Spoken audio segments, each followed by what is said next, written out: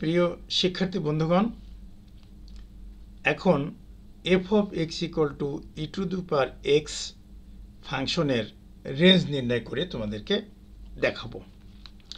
তাহলে প্রথমেই আমরা বলতে পারি, ধরি y equal to f of x equal to e to the power x। এই ফাংশনটাকে আমরা এখন লিখতে পারি e to the power x equal to y।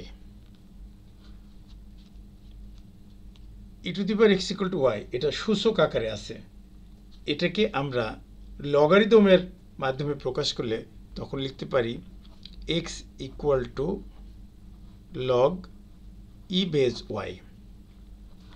এই e base y টাকেই আমরা বলতে পারি ln of y।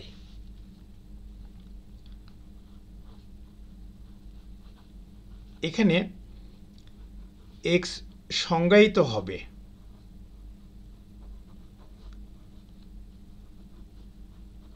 যদি এবং কেবল যদি y greater than 0 হয়। কারণ ঋণাত্মক সংখ্যার কোনো লগারিদম হয় না, তাই y greater than 0 অর্থাৎ ধনাত্মক। সুতরাং প্রদত্ত ফাংশনের রেঞ্জটা আমরা পেয়ে গেছি। তাহলে বলতে পারি range f equal to y belongs to real number such that y greater than 0। এটাকে আমরা সেটের আকারে লিখেছি। এখন এটাকে যদি আমরা ব্যবধির আকারে লিখি তাহলে অবশ্যই বলতে পারবো 0, ইনফিনিটি, দুদিকে ফার্স্ট ব্র্যাকেট হবে। তাহলে এটা আমাদের প্রদত্ত ফাংশনের রেঞ্জ বেরিয়ে গেল। এখন তোমাদেরকে একটু এই ফাংশনটাকে ছবি করে দেখাবো যে ছবির মাধ্যমে কিভাবে বোঝা যায় যে এর রেঞ্জ 0 থেকে ইনফিনিটি। তাহলে আমাদেরকে একটা চিত্র আঁকতে হবে। সেই চিত্রটা দেখো, x ও x prime, y y prime. আমরা এই জায়গাতে x equal to ln y এই ফাংশনটার গ্রাফ তৈরি করব। এখানেও তোমরা মনে রেখো যে y equal to e to the power x এটা সূচক আকারে প্রকাশ করা হয়েছে, এবং আমরা যদি লিখে থাকি x equal to ln y, ওই ফাংশনটাকেই এটা লগারিদমের সাহায্যে লেখা হয়েছে। সত্যিকার অর্থে দুইটারই ছবি বা ফিগার একই রকম। তাহলে এর আগে আমি e to the power x এর ফিগার করে দেখিয়েছি। মূলত সেই ফিগার এবং এই ফিগার একই জিনিস। এটা x এর মান যখন 0 বসানো যায় তখন y 1 হয়ে যায়। তাহলে x এর মান যদি আমি বাড়াতে থাকি তাহলে সেটা আস্তে আস্তে এরকম উপরের দিকে উঠে যাবে।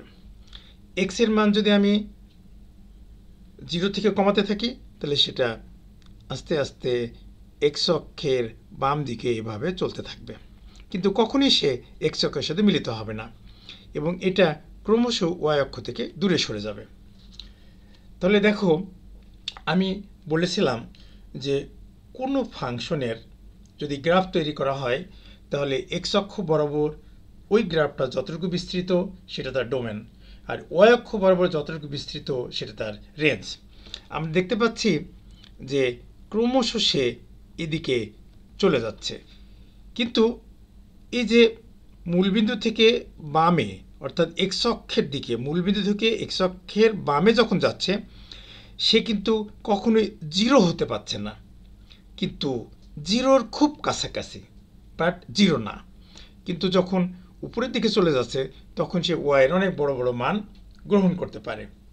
তাহলে সেজন্যই এই যে আমি অ্যারো চিহ্ন দিয়ে বোঝালাম এটাই হচ্ছে তার রেঞ্জ। তাহলে এই রেঞ্জটা তখন আমরা বলতে পারছি যে 0 থেকে ইনফিনিটি, অর্থাৎ অসীম পর্যন্ত। তাহলে যে কোনো ফাংশনের ডোমেন এবং রেঞ্জ নির্ণয় করার ক্ষেত্রে তোমরা যদি একটু ছবি করার চেষ্টা করো তাহলে তা থেকে আরও বেশি ক্লিয়ার হয়ে যাবে। তোমাদের আরও একটা কথা বলি, যাদের অ্যান্ড্রয়েড মোবাইল আছে তারা একটা অ্যাপ ডাউনলোড করবা। ওই অ্যাপটার নাম হচ্ছে ডেসমস।